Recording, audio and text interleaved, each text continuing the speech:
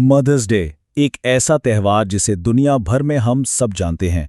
फूल, तोहफ़े और माँ के लिए प्यार भरे पैगामात, ये सब सुनते ही जहन में एक बहुत ही मीठा सा एहसास उभरता है ना?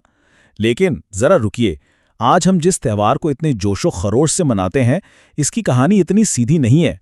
दरअसल इसकी शुरुआत एक निहायत संजीदा और यूं कह लें कि एक हैरानकुन मकसद के तहत हुई थी। आज की इस दिलचस्प गुफ्तगू में हम इसी तारीखी सफ़र पर निकलेंगे और देखेंगे कि कैसे एक खालिस अमन की तहरीक आज की अरबों डॉलर की तिजारती इंडस्ट्री में बदल गई। ये वाकई एक ज़बरदस्त कहानी है। अच्छा, अब यहाँ एक बहुत ही ज़बरदस्त सवाल पैदा होता है। ज़रा तसव्वुर करें, वो कौन शख्स हो सकता है जिसने मदर्स डे जैसे खूबसूरत दिन को ही ख़त्म करने की ठान ली हो? कोई बहुत ही जालिम इंसान? बिल्कुल नहीं। ये जानकर शायद सबको शदीद हैरत हो कि ये कोई और नहीं बल्कि वो खातून थीं जिन्होंने खुद इस त्यौहार की बुनियाद रखी थी। जी हाँ, बिल्कुल सही सुना।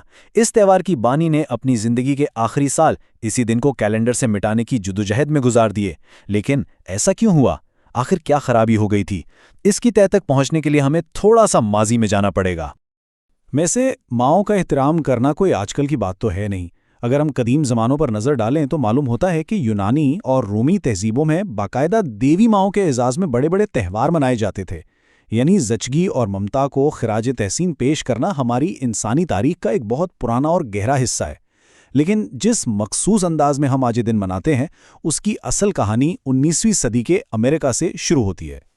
तो हुआ कुछ यूं कि 19वीं सदी में एक निहायत बाहिम्मत खातून एन रीव्स जैरोस ने एक कमाल का कदम उठाया। उन्होंने ममता को सिर्फ घर की चारदीवारी तक महदूद नहीं रखा। उन्होंने मदर्स डे वर्क क्लब्स बनाए, जहां माओं को बच्चों की देखभाल और सेहत के उसूल सिखाए जाते थे। और फिर 1868 में उन्होंने मदर्स फ्रेंडशिप डे का इनेकाद किया।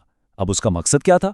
कोई खरीदारी नहीं, बल्कि माओं को इकट्ठा करके जंग के बाद मुआशरे में अमन और सुलह को फ़रोग देना।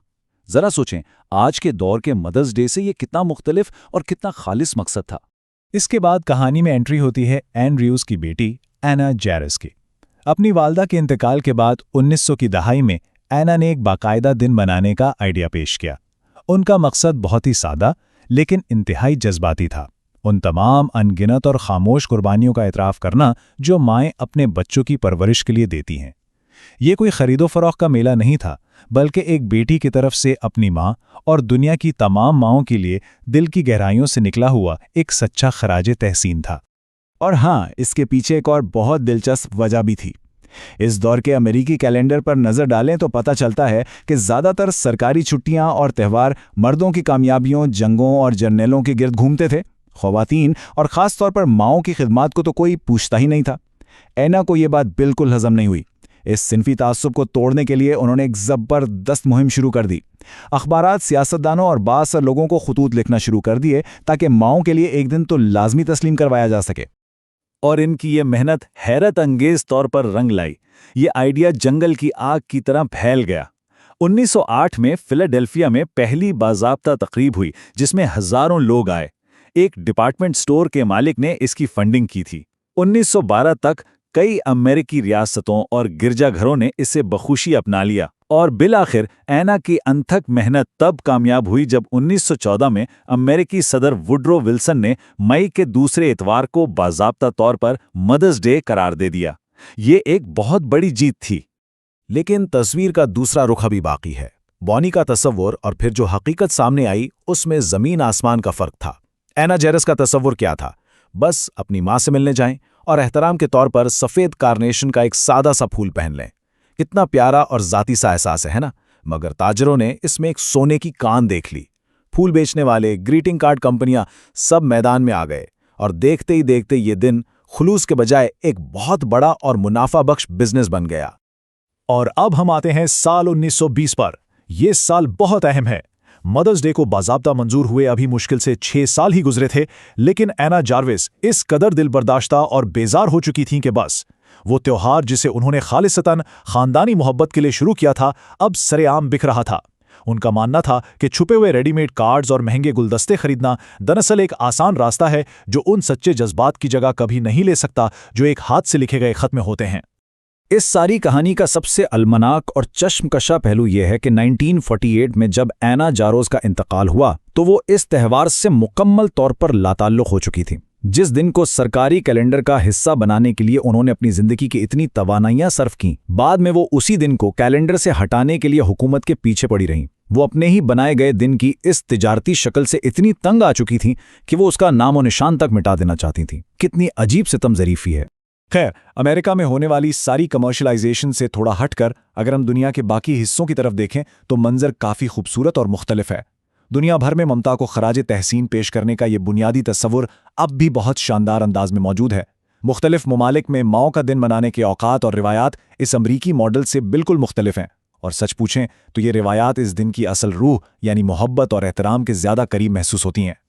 ज़रा इस तनवो को देखें। थाईलैंड में ये दिन हमेशा अगस्त में मनाया जाता है, जो मौजूदा मलका की सालगिरह का दिन है। बरतानिया की बात करें तो वहाँ इसे मदरिंग संडे कहा जाता है, और ये ईस्टर से ठीक 3 हफ्ते कबल मनाया जाता है। और इथियोपिया की रिवायत तो बहुत ही कमाल है। वहाँ मौसम ख़ज़ा में पूरा ख़ानदान इकट्ठा होता है और कई दिनों तक गीत गाए जाते हैं और शानदार दावतें उड़ाई जाती हैं। यानी जज्बा बिल्कुल वही है, ममता से मोहब्बत, लेकिन उसके इजहार के तरीके कितने मुनफरिद और रंगारंग हैं।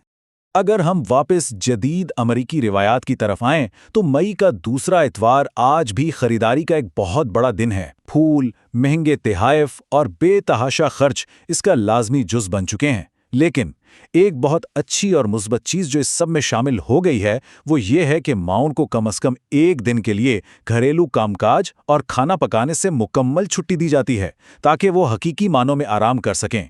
तो अब ये एक तरह से कमर्शियलिज्म और थोड़ी सी परवाह का मिक्सचर बन चुका है। तो इस सारी तारीखी रोलर कोस्टर के बाद एक बहुत ही गहरा सवाल हमारे सामने आता है। इस दिन की इब्तिदा अमन और समाजी भलाई से हुई, फिर ये ख़ानदानी मोहब्बत का निशान बना और आखिर में एक बहुत बड़ी तिजारती इंडस्ट्री में बदल गया। ये सब जानने के बाद अब हमें वाकई सोचना चाहिए कि माओ की कुर्बानियों का एतराफ़ करने और उन्हें इज्जत देने का सबसे बेहतरीन और सच्चा तरीका क्या है। क्या ये बाजार से खरीदे गए इन महंगे तहाइफ में है, या इस वक्त तवज्जो और सच्चे खलूस में जो हम उन्हें दिल से देते हैं? ये वाकई एक ऐसा सवाल है जिस पर हम सबको गौर करना चाहिए। आज की इस दिलचस्प गुफ्तगू में साथ रहने का बहुत शुक्रिया।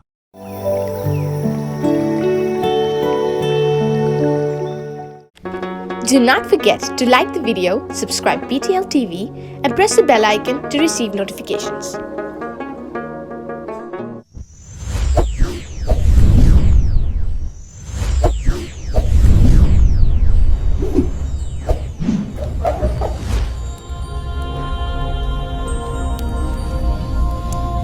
Jesus is the light of the world.